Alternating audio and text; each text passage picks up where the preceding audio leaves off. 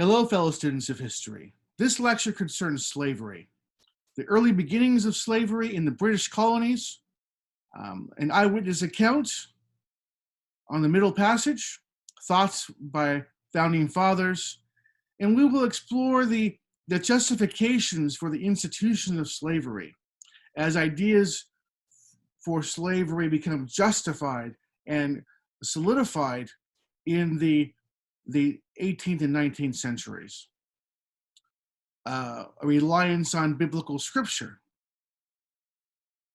a reliance on ancient authorities like Aristotle, Plato, St. Augustine, St. Thomas Aquinas, and also a belief in a rising pseudoscience that sees African peoples as occupying a lower rung on the evolutionary scale, somewhere between Nordic peoples and apes. Slavery. Question: what was slavery in the British North American colonies and subsequent United States? What was slavery? Answer: first of all, slavery has always existed, from the earliest civilizations across the world. Slavery is mentioned throughout the Old Testament and New Testament. Slavery existed among the ancient Greeks and Romans, the Aztecs, the Egyptians, Vikings, and Chinese. Most often, in ancient societies, slavery was an accident of war, where those captured became slaves to the victors. Debt also was a reason for enslavement throughout the past in various peoples. The Spartans enslaved a whole other Greek people, the Helots, as their slaves, which allowed the Spartans to totally dedicate their lives to warfare and never work at menial tasks. Every man was a warrior on the back of slaves.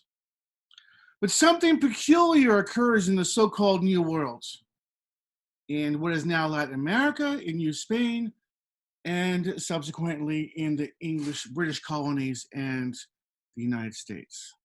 Slavery evolves into an institution predicated on race. That is, the enslavement of Africans based on the color of their skin. The first time in history this occurs.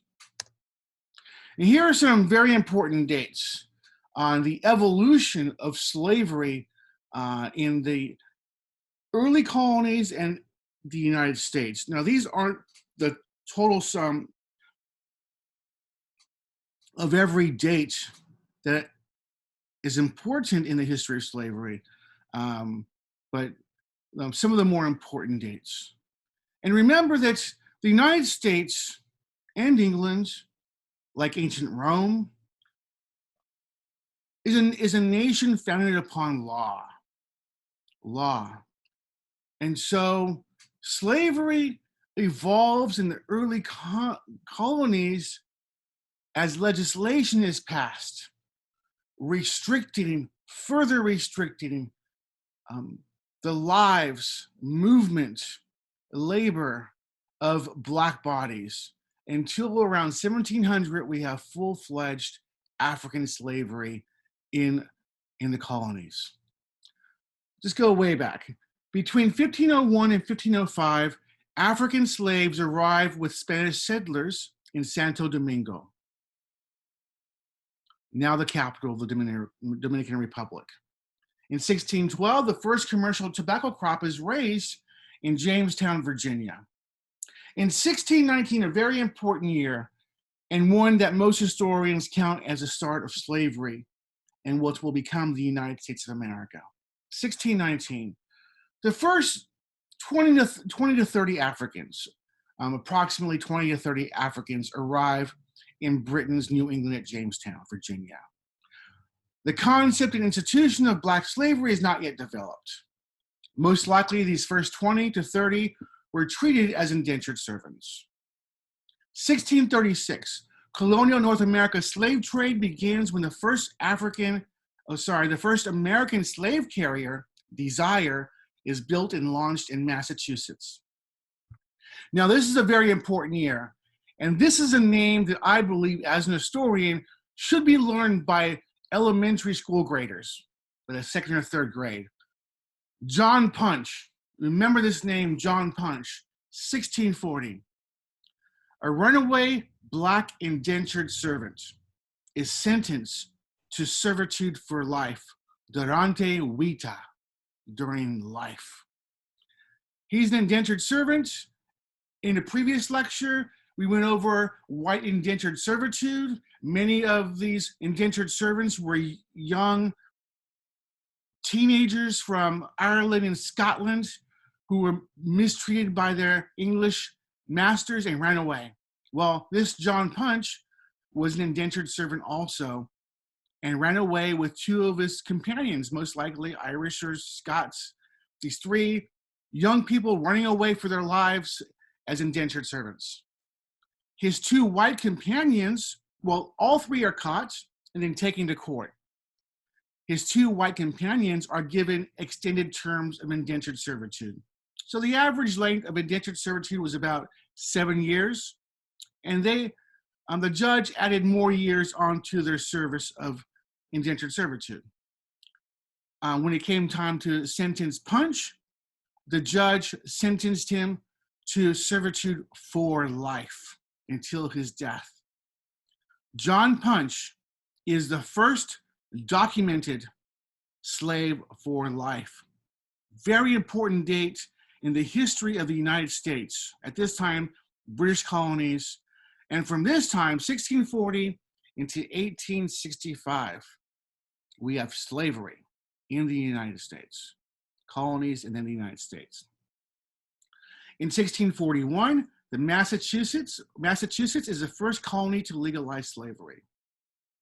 1662, the Hereditary Slavery Virginia law decrees that children of Black mothers shall be bound or free according to the condition of the mother. So not only are Black women slaves, but their children now are going to be slaves. Horrible. So you see, one by one, Black lives are being restricted and forced into slavery for life. 1664, Maryland is the first colony to take legal action against marriages between white women and Black men. Because during this time of indentured white servitude, Blacks and whites intermingled. They intermarried. They married and owned lands. But as Blacks are forced into slavery, they evolve in the minds of whites into lesser beings. And it's a shame for white women at this time as it evolves. It's a shame for white women to have relationships with Black men they loved and had children with. And it becomes a shame and then illegal for white women to be with Black men. Not so the other way around. It's a whole different way of looking at the world, viewpoint between white women and Black men and white men and Black women. Because white men are the masters in this society as slavery evolves until we have full-fledged slavery around 1700. White men could do whatever they want. A white slave master in the 19th century has full and utter control and power over all Black bodies on his plantation. He can beat to death any man and rape any Black woman. And they often did, and created slaves that were half Black, half white, or mixed at various percentages. 1682, Virginia declares that all imported Black servants are slaves for life. As soon as an African touches base in Virginia, he may have thought he was coming to Virginia to be an indentured servant. When he touches base in Virginia, he becomes a slave for life. 1756, Quakers forbid slavery among members. And we're skipping way ahead now. These are two important dates. As we'll see in a subsequent lecture on the Civil War and the dates and causes leading up to the Civil War, in 1820, the United States deems slave trading an act of piracy and punishable by the death penalty. Slavery is still legal in the US until 1865 and the passage of the 13th Amendment, although prisoners may be slaves. So at this point in time, 1820, slaves can no longer be imported into the United States, although slavery is still permitted. What this means is that slave owners then have a need and desire to breed their African slaves or Black slaves like never before and treat them on a greater scale as chattel slaves, as livestock.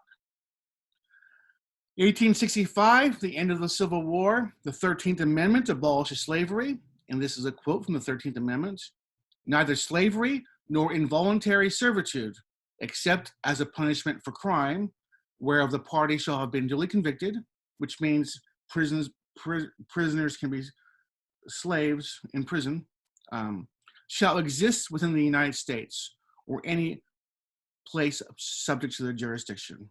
So here are laws showing the evolution of the legal code and enslaving African peoples in the colonies.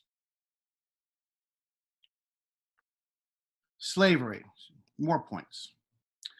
In 1619, approximately 20 to 30 African slaves arrived in Jamestown. Originally bound for New Spain, English privateers overtook the Portuguese ship taking them to Mexico. Brought to Jamestown, they provided labor for tobacco cultivation. In 1619, African slavery was not yet an institution in the British colonies.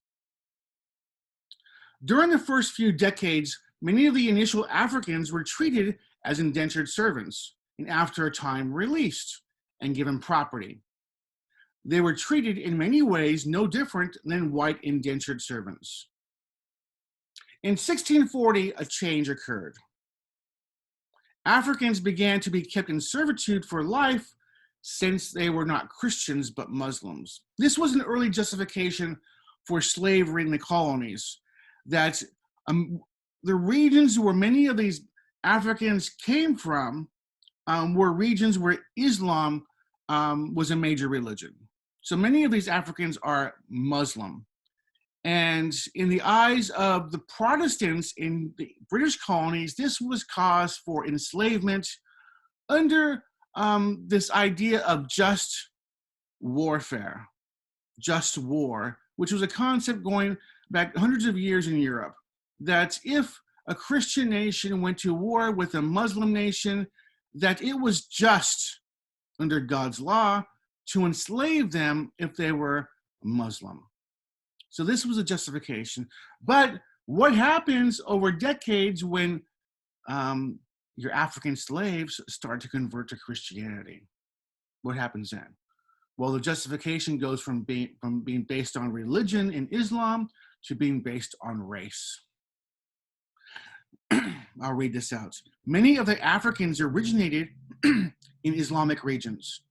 One of the original Africans, John Punch, was ordered by the Virginia court to serve as master for the time of his natural life, durante vita in Latin. By 1675, Black slavery became an established means for providing labor in the 13 colonies. 13 colonies, that's a typo. And by 1700, African slaves outnumbered white indentured servants. Although indentured servitude existed alongside slavery through a good portion of the early to mid 18th century.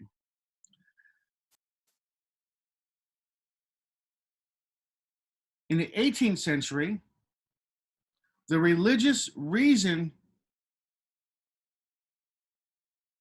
for their captivity changed to one based on race. I would say the late 18th century, early 19th century, since many began to convert to Christianity. Slavery in the Americas was the first time in history that slavery was based on race. Nowhere in the history of mankind was slavery based on a theory of racial inferiority and superiority as it was in the English colonies and United States. White slave owners, this is a very important point concerning slavery in the colonies and United States. White slave owners possessed complete, undeniable, and utter control and power over the bodies and the lives of Black slaves they owned. Black slaves were owned in the same way white masters owned livestock or their land, as investments and property. Very important points to keep in mind. Here is an early slave law, the Maryland Slave Law of 1664. This 17th century Maryland slave law is an excellent example of how the practice of slavery became codified as positive law in the American colonies. In this way, the legal status of African American slaves as property became settled. And here's a side note, if you ever want to do this as a historical exercise, compare the evolution of slave laws in the colonies with the evolution of rights being taken away by Jews in Nazi Germany. It's very fascinating to compare them side by side. An act concerning Negroes and other slaves, 1664. Be it enacted by the right honorable the Lord Proprietary by the advice and consent of the upper and lower house of this present General Assembly, that all Negroes and other slaves already within the province, and all Negroes and other slaves to be hereafter imported into the province, shall serve durante vita, hard labor for life. And all the children born of any Negro or other slave shall be slaves as their fathers were, for the term of their lives. And forasmuch as diverse free-born English women, so white women, and see, as much as white, now we're going to touch upon white women, forgetful of their free condition and to the disgrace of our nation, marry Negro slaves, by which also diverse suits may arise touching the issue of such women. And a great damage befalls the masters of such Negroes for prevention whereof, for deterring such freeborn women from such shameful matches. So it becomes a disgrace and a shame now in Maryland for white women to be attached to Black men. Specifically slaves, but I think the disgrace and shame also starts to extend to all Black men. Be it further enacted by the authority, advice, and consent aforesaid, that whatsoever freeborn woman shall marry any slave from and after the last day of this present assembly shall serve the master of such slave during the life of her husband. And that all the issue means children, and that all the children of such freeborn women so married shall be slaves as their fathers were. And be it further enacted that all the issues of English or other freeborn women that have already married Negroes shall serve the masters of their parents till they be 30 years of age and no longer.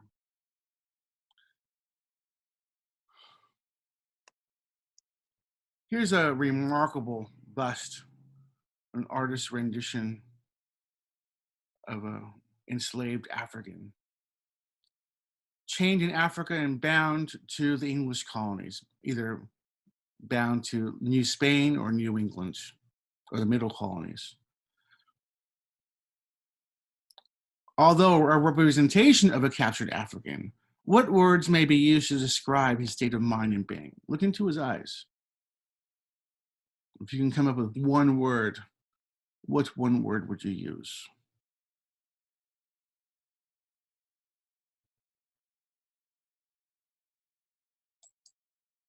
The middle passage. The middle passage describes the journey from Africa to the New World and the colonies, either in New Spain, Brazil, the Bahamas, the Caribbean, Mexico City, or the English colonies. A horrific, one of the most horrific experiences in the history of humankind was the passage from Africa to the New World. They weren't, these people, these enslaved, mostly enslaved young people, weren't sitting in comfortable chairs in an airplane or a cruise ship. They were packed in like sardines, laying on their backs on hardwood, laying in feces and vomit and sweat, laying next to dead people and screams, people crying for their moms. Horrible, horrible experience. This painting depicts the deadly Middle Passage, where ships carrying hundreds of slaves crossed the Atlantic from Africa to the Americas. With foul conditions and often few provisions, many slaves died and were thrown overboard. Now, I want you all to go to YouTube, or you're already on YouTube, Google Amistad, the movie Amistad, which means friendship in Spanish, Amistad. It's based on a true story of Africans on a ship. But there's in the early part of the movie, there's this amazing segment that depicts the Middle Passage and how horrific it was. And these Portuguese slave traders throwing overboard live Africans because the ship is too heavy. These Africans are chained together with a weight at the end, and they're being thrown over as they're screaming not to die, and they're sunk to the bottom of the ocean, tied to a chain. Now, this really happened. Imagine dying that way. How horrific it would be to be thrown overboard with a weight and sinking down to the bottom of the ocean. Horrible. The first leg of the journey, the Middle Passage, involved the ship traveling from somewhere in Europe to Africa, where they would trade items such as guns, ammunition, and beads for slaves. So in Africa, you had slave capturers. Europeans and also Africans went hunting for slaves mostly on the western part of Africa. Sometimes African kings who were in warfare with their neighboring tribes sold black slaves into slavery, Africans into slavery. But it was the Europeans on the coast who were involved in the slave trade. The Portuguese, the Dutch, the English. The second leg of the journey, the Middle Passage, was from Africa to America or the Caribbean, all the Americas, where the slaves were sold for products such as cotton, tobacco, and coffee. The last leg of the trading journey involved the ship returning to Europe with the products obtained from America or the Caribbean. So this was the Atlantic slave trade. A lot of people getting rich off Africans who are merchandise, products to be taken and sold and traded. And here is an artist's depiction of a slave deck. Imagine laying on that hard wooden bottom deck for 2-3 months. In darkness, of course, you're brought out at times to the upper deck, but most often you're laying there. People are crying, people are dying, people are laying their feces and their vomit and their urine. The stench, think about the stench. The stench is unbearable. The stench itself is hellish. There's no air conditioning. The ventilation is horrible. And many die.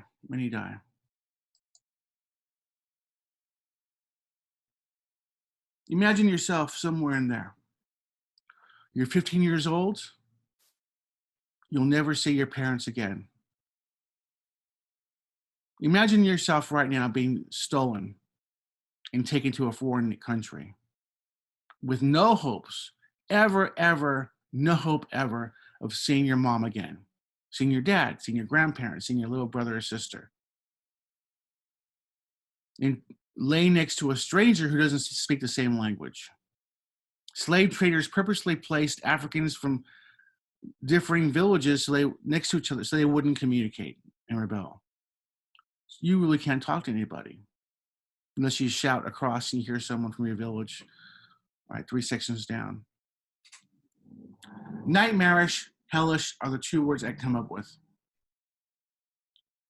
I don't think there's words in English I could describe this horrific condition. Here we see the separation of women, boys, and men. Can you imagine being a 9-year-old boy in this situation? A 9-year-old girl?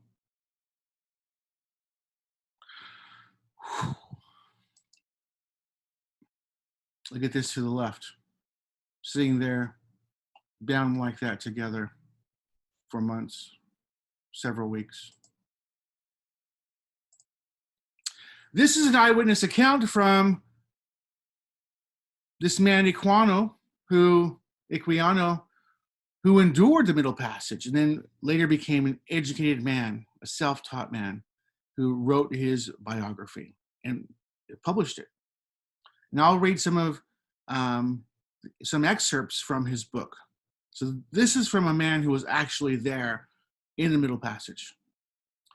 The stench of the hold while we were on the coast was so intolerably loathsome that it was dangerous to remain there for any time, and some of us had been permitted to stay on the deck for the fresh air. But now that the whole ship's cargo were confined together, it became absolutely pestilential. Pestilence. That's a strong word that's used in the Old Testament, pestilence. The closeness of the place and the heat of the climate added to the number in the ship, which was so crowded that each had scarcely room to turn himself, almost suffocated us. This produced copious perspirations, which means everyone's sweating. Everyone is sweating, so that the air soon became unfit for respiration from a variety of loathsome smells, and brought on a sickness among the slaves. It was so smelly that people got sick and died just from the smell. Imagine what that would be like. Of which many died, thus falling victim to the improvident avarice. Avarice means greed. Thus falling victim to the improvident avarice, as I may call it, of their purchasers. This wretched situation was again aggravated by the galling of the chains, which became insupportable. The chains themselves were so heavy, you couldn't hold yourself up. People were dying from the smell.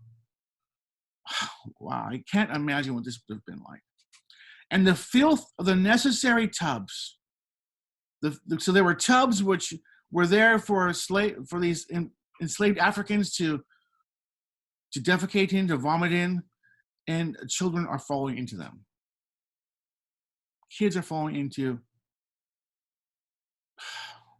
Horrible. And were almost suffocated. The shrieks of the women and the groans of the dying rendered the whole scene a horror almost inconceivable. I was soon put down under the decks, and there I received such a salutation in my nostrils as I had never experienced in my life, so that with the lonesomeness of the stench and crying together, I became so sick and low that I was not able to eat. I now wished for the last friend, death, to relieve me, but soon to my grief, 2 of the white men offered me eatables. On my refusing to eat, one of them held me fast by the hands and laid me across, I think, the windlass, and tied my feet, while the other flogged me severely. Flogged means whipped. They're whipping him, cutting his back open. I had never experienced anything of this kind before. And although not being used to the water, I naturally feared that element the first time I saw it, the ocean. Yet, nevertheless, could I have got over the nettings, I would have jumped over the side, but I could not. And besides, the crew used to watch us very closely who were not chained down to the decks, lest we should leap into the water.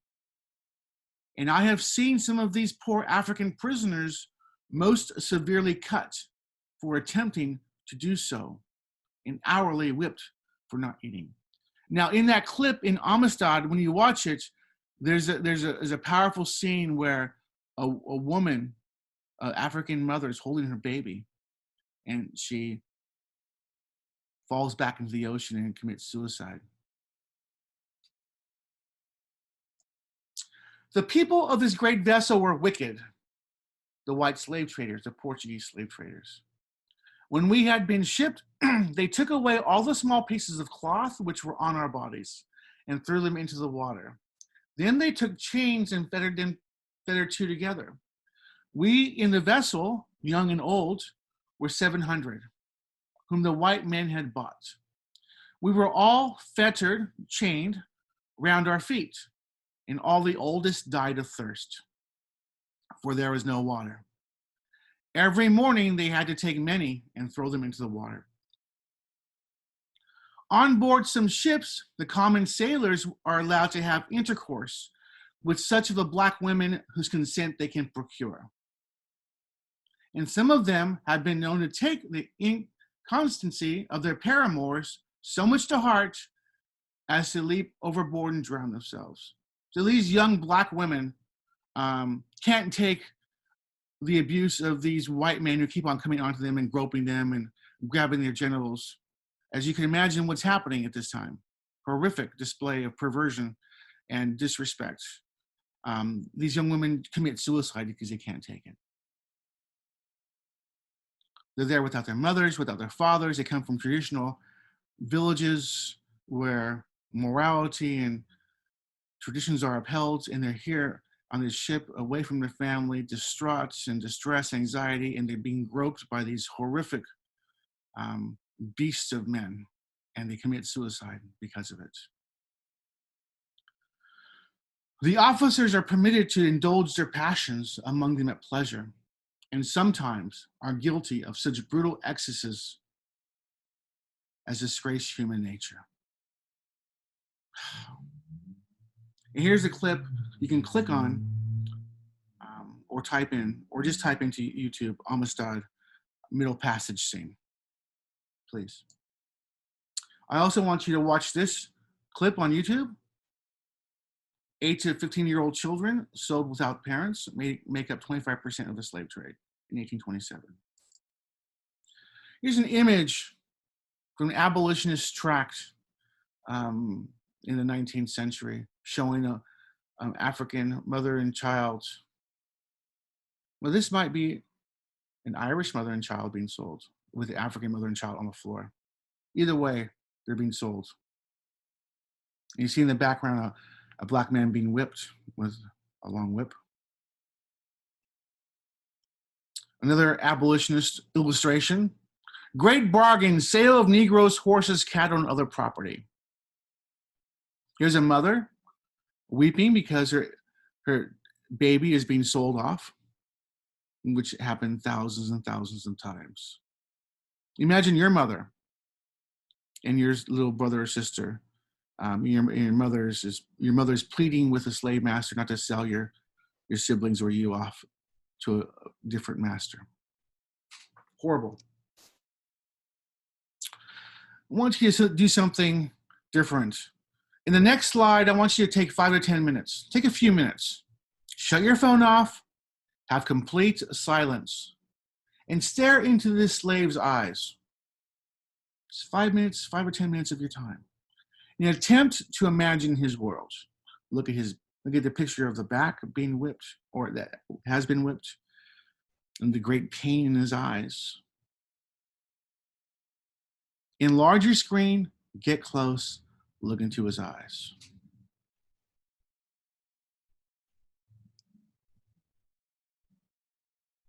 And do this for several minutes.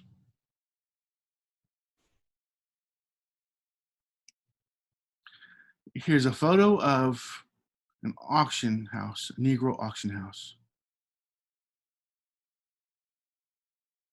mid 19th century.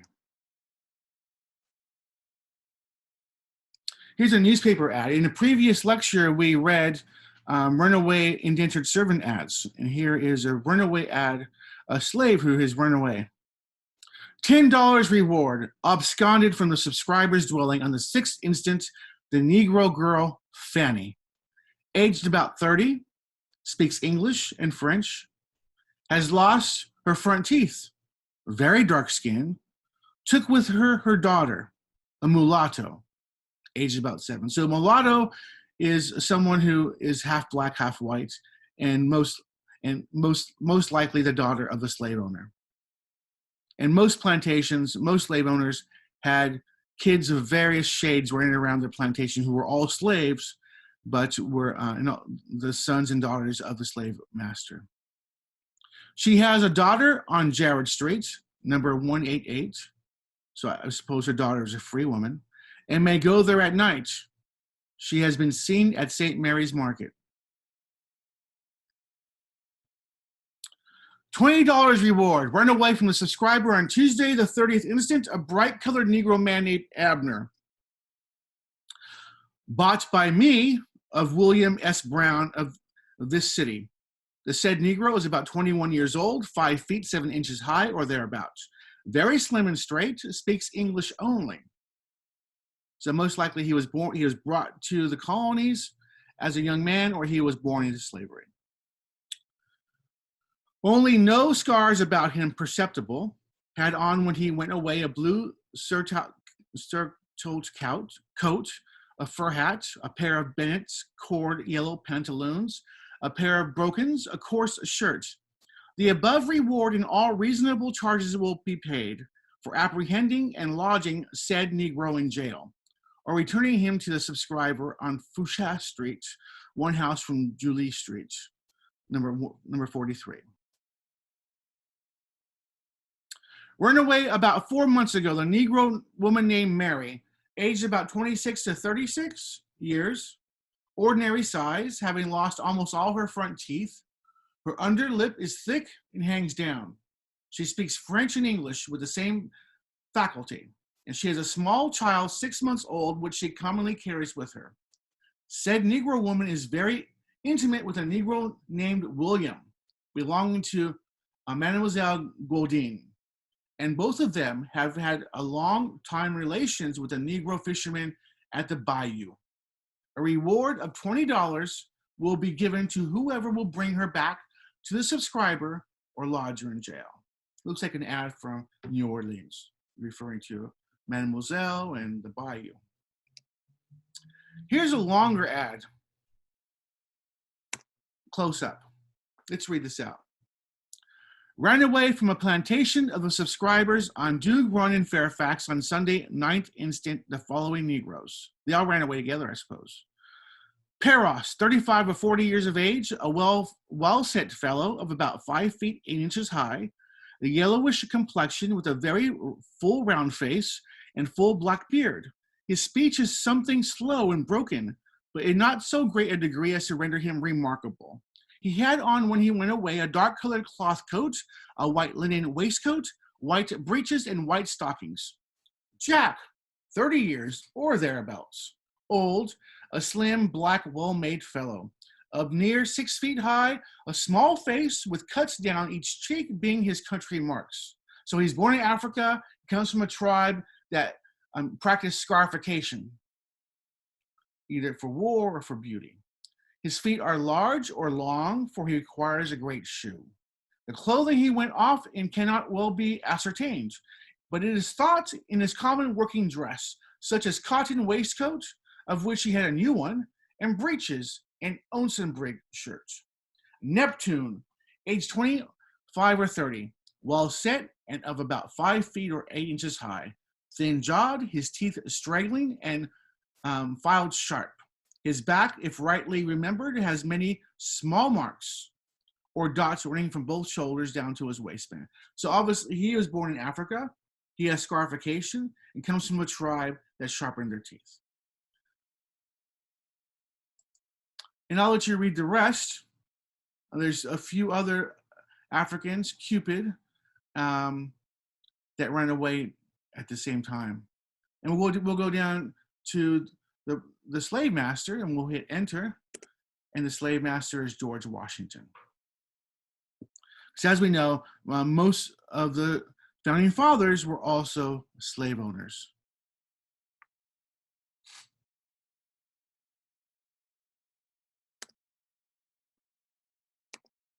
Here's an illustration of George Washington speaking with his slaves at Mount Vernon in 1797. An aging Washington.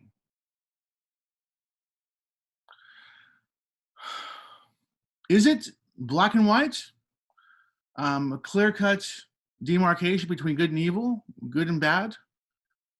It was George Washington all evil, all bad because he owned slaves? I think some Americans would say yes. I think it's more nuanced. Of course, slavery was American slavery, especially in the South, is one of the most horrific institutions ever to exist in the history of humankind. Does that discount the good things that the founding fathers did? The creation of the Constitution, the Bill of Rights, the Declaration of Independence, which I think is one of the most beautiful, important, valuable documents that humans have ever created. I think it's nuanced, it's complicated. I think because Jefferson owned slaves, that does not discount the good things that he produced. But we're all welcome to our own opinions. And if you read the journals and lectures, or journals and letters written by many of these founding fathers, they were in conflict. Like the Apostle Paul says, there's a war inside of me. I'm conflicted between two things. Washington said that he would be in support of outlawing slavery, but it had to come from legislation. Jefferson grappled with the idea also. He didn't believe it was the best thing for America. But keep in mind, there are varying degrees of ideas of equality and freedom that many of the founding fathers had for blacks, but they never believed in equality with whites, right? This was still an age of white superiority. Even Lincoln believed in white superiority, that whites were superior to Africans, blacks, even though there's varying degrees of ideas of equality and liberty. None of these leaders ever advocated for complete equality to whites because they believed they weren't equal.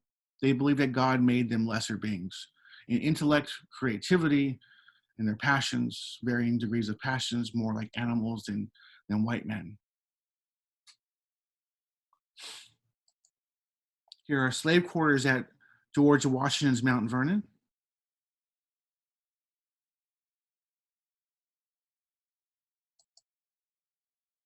Washington was a slave owner for 56 years.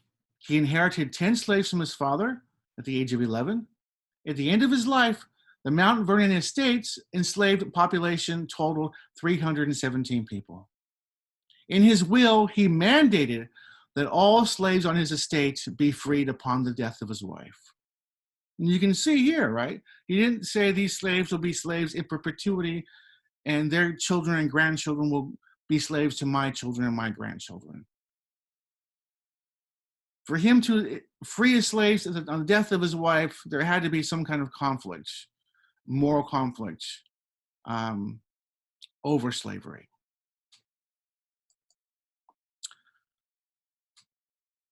I hope, this is Washington speaking, I hope it will not be conceived from these observations that it is my wish to hold the unhappy people, Africans, who are the subject of this letter in slavery. I can only say that there is not a man living who wishes more sincerely than I do to see a plan adopted for the abolition of it. He's saying, listen, I want to abolish slavery.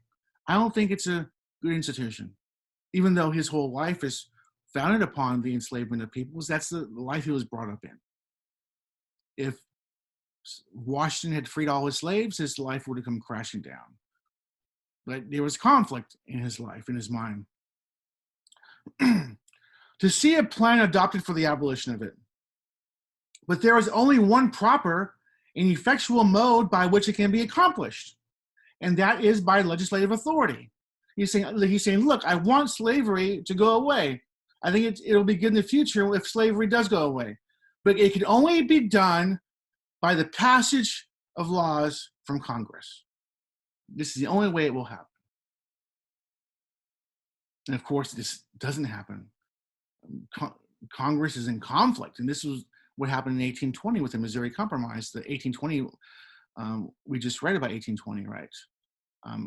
The compromise, well, I'm skipping ahead, that will be another lecture, but Congress was in war against itself over slavery, over the division of America, over the new territories becoming slavery-free, and this will bring about the Civil War. We'll cover that in another lecture.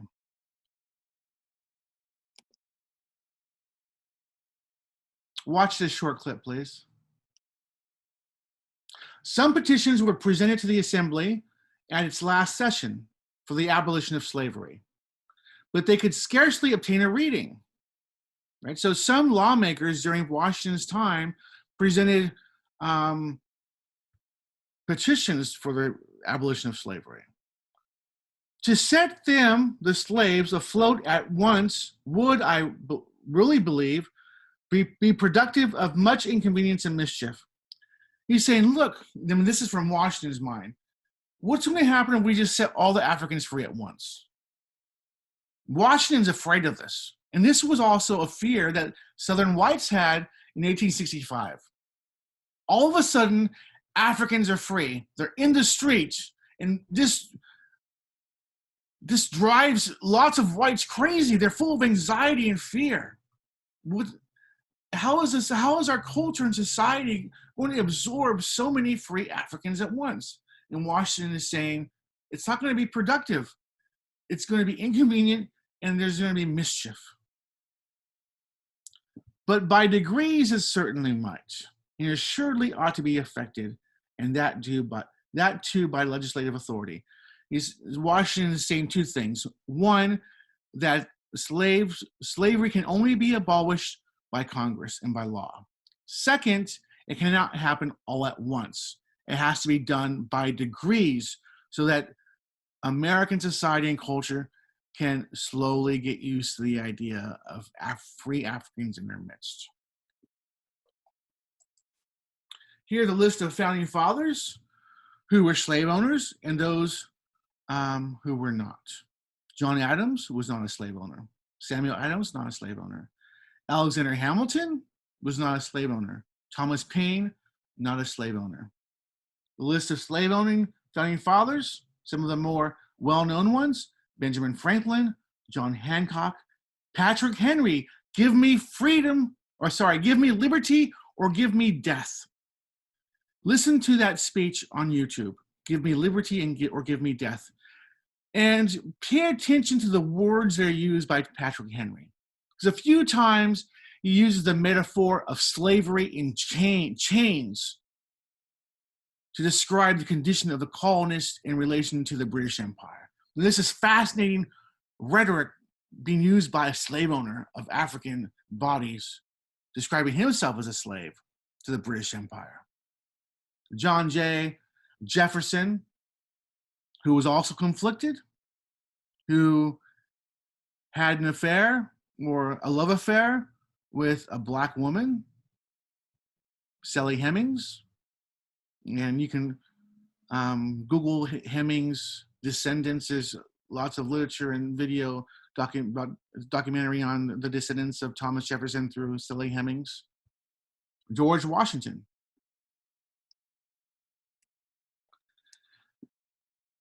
This famous quote from the Declaration of Independence: "We hold these truths to be self-evident that all men are created equal, that they are endowed by the Creator with certain unalienable rights, that among these are life, liberty, and the pursuit of happiness.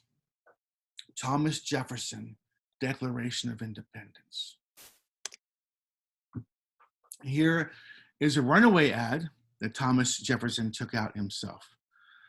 And this man is a mulatto. Maybe he is Jefferson's son. Runaway from the subscriber in Albemarle, a mulatto slave called Sandy. About 35 years of age, his stature is rather low, inclining to corpulence, so he's chubby, and his complexion light. He's a shoemaker by trade, in which he uses his left hand principally and do coarse carpenter's work, and is something of a horse jockey. He is greatly addicted to drink, and when drunk is insolent and disorderly. In his conversation, he swears much, and his behavior is artful and knavish. He took with him a white horse, much scarred with traces, of which it is expected he will endeavor to dispose. He also carried his shoemaker's tools and will probably endeavor to get employment that way. Whoever conveys the said slave to me in Albemarle shall have 40 shillings reward, if taken within the country, and £4 if elsewhere within the colony, £10 if any other colony, from Thomas Jefferson. We hold these truths to be self-evident, that all men are created equal.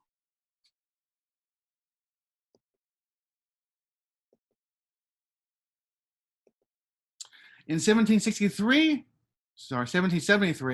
Jefferson inherited 135 slaves. By 1776, Jefferson was one of the largest planters in Virginia.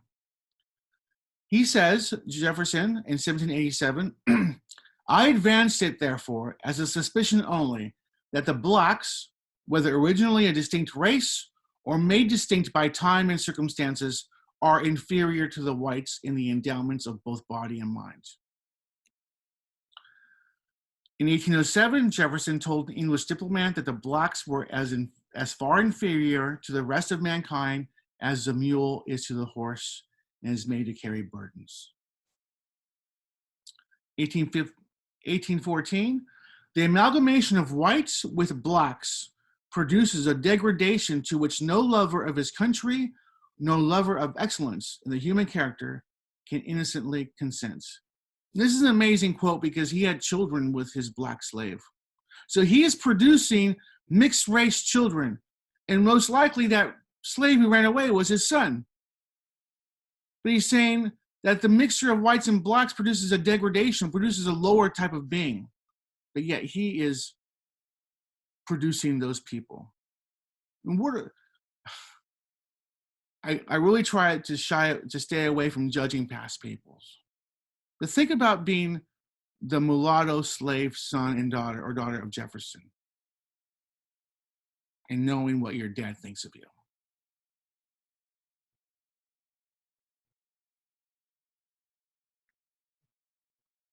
This is a profoundly important quote, I believe, from Thomas Jefferson. Read this and think about this quote. So he writes this treatise, Notes on the State of Virginia, and a good portion of it is dedicated to describing African slaves and Africans in general. And with this kind of pseudoscience, way he describes Africans.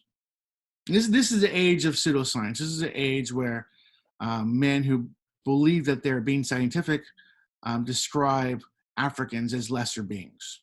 And this is how Jefferson is acting in this capacity when he writes Notes on the State of Virginia.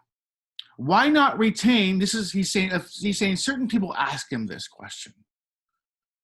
Why not retain and incorporate the blacks into the state and thus save the expense of supplying by importation of white settlers the vacancies they leave? He's saying if we free blacks, someone might say, why not just use those blacks as settlers, the same way we would invite white settlers to come. Just treat them as your neighbors, free them, and treat them as we do white citizens. And this is Jefferson's come back to that question, why he doesn't think that's a good idea. Deep-rooted prejudices entertained by the whites. By this time that Jefferson's writing these ideas, slavery has already been an institution for about 100 years. So that's 3 or 4 generations of slaves, 3 or 4 generations of white people born into the idea that they are a superior race to blacks. 3 or 4 generations of Africans born into slavery, brought up knowing that whites believe they are inferior. And the bitterness and hatred and loathing and anxiety that comes with being an enslaved person. And the fear and anxiety that comes with being a white person in the midst of previously enslaved black people. How are these two people going to get along once Africans are free? This is what Jefferson's thinking. How is this going to happen? He believes it cannot happen, because Africans had already been enslaved for 100 years, and this is all they're going to think about is revenge and the way they were treated by the whites. And whites are going to be bitter against their formerly enslaved Africans. So I'll read that over. This is what Jefferson's right. This is what Jefferson writes. Deep-rooted prejudices entertained by the whites. 10,000 recollections by the blacks of the injuries they have sustained. New provocations, new conflicts based on these old conflicts, based on these old bitter memories from both sides, will produce new conflicts. The real distinctions which nature has made, and many other circumstances, will divide us into parties. As America progresses, once Africans are free, these long-standing grievances that go back hundreds of years will divide Americans into parties and produce convulsions, earthquakes, schisms, chasms, which will probably never end, but in the extermination of the one or the other race. To these objections, which are political, may be added others which are physical and moral. A profound paragraph by Thomas Jefferson. What do you think? 19th century slavery justifications.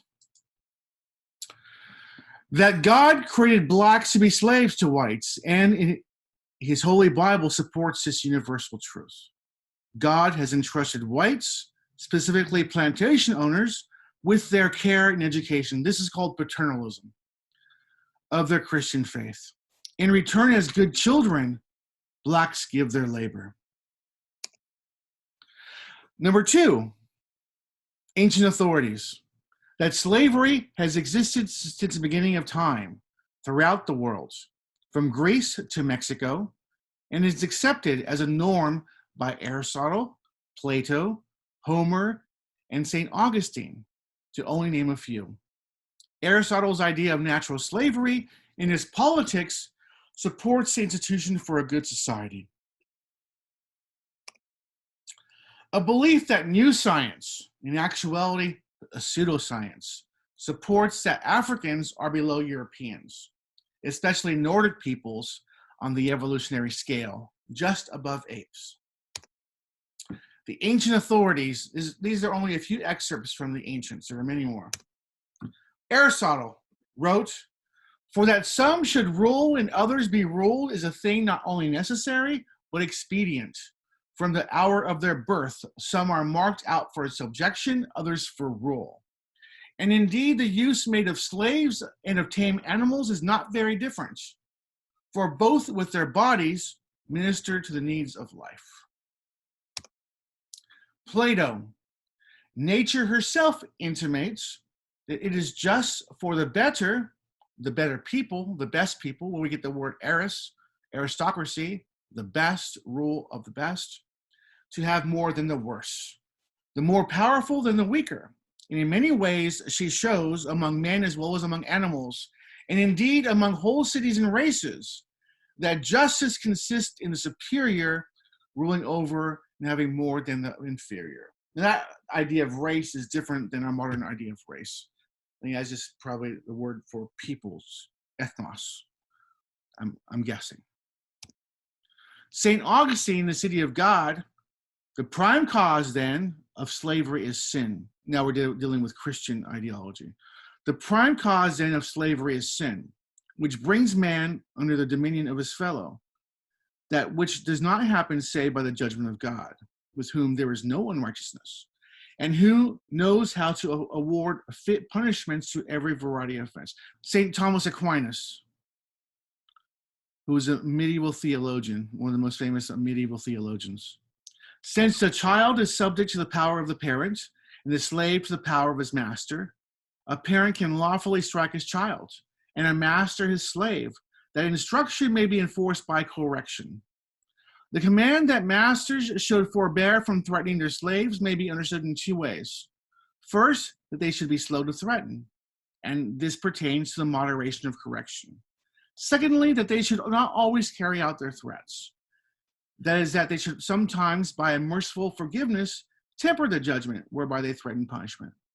So Thomas Aquinas is saying, listen, you have slaves, don't always beat them and threaten them, sometimes scare them so that they're threatened with corporal punishment, but you don't always have to carry out the threat, right? As long as you're scared, be merciful with how you whip in the 19th century sense, how you whip your slaves.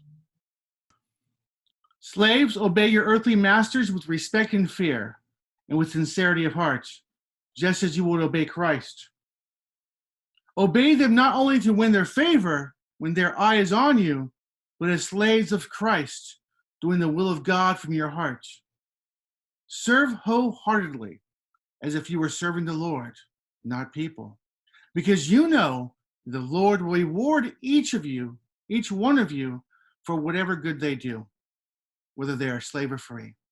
Now, the time period that the Apostle Paul is writing this to slaves in Roman society, it's a different type of slavery than what is occurring in the 19th century, when this verse is being used on Sunday, being preached by Baptist and Methodist ministers to black slaves on plantations.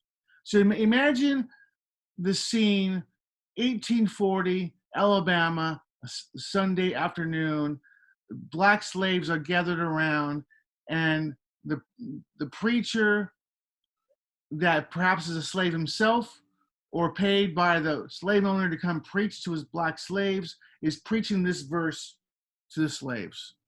Obey your earthly masters with respect and fear. If you are a Christian, and by the mid-19th century, most enslaved blacks were Christians, either of the Baptist or Methodist variety, and believed the Bible. They wanted to serve God as good Christians, and when they heard this,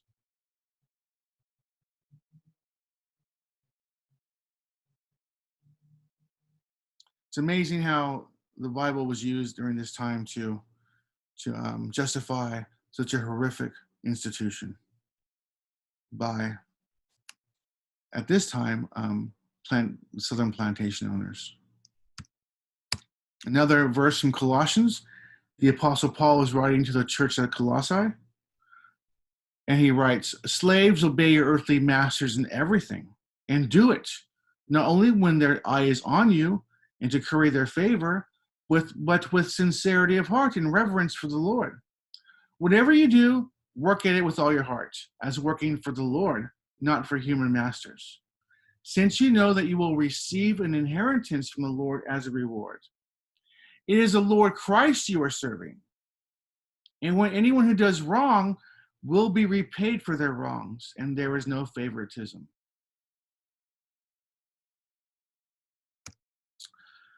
Third verse, 1 Timothy 6. Those who have believing masters are not to be disrespectful toward them because they are brothers in Christ. But they should serve them even better, because those who benefit from their kindly service are believers and beloved. Teach and urge these duties and principles. So Black people who are slaves are being preached this verse in the early to mid 19th century and told to be the best slave they can be because their white slave owners are Christians also. The last one, a pseudoscience that arises in the 19th century. I won't go into the details because that's outside the scope of this lecture. A pseudoscience. If you want to look up the term phrenology, the study of skulls. And the idea was that African skulls are far different than European skulls. And there are certain attributes on the African skull that shows that it is below, on the evolutionary scales, below whites. And this illustration is from the book Types of Mankind. And the authors propose that Negroes were on a creational rank between Greeks and chimpanzees. Well, that concludes our lecture on slavery in the early British colonies and a few points on the justifications for slavery used especially in the 19th century South leading up to the Civil War.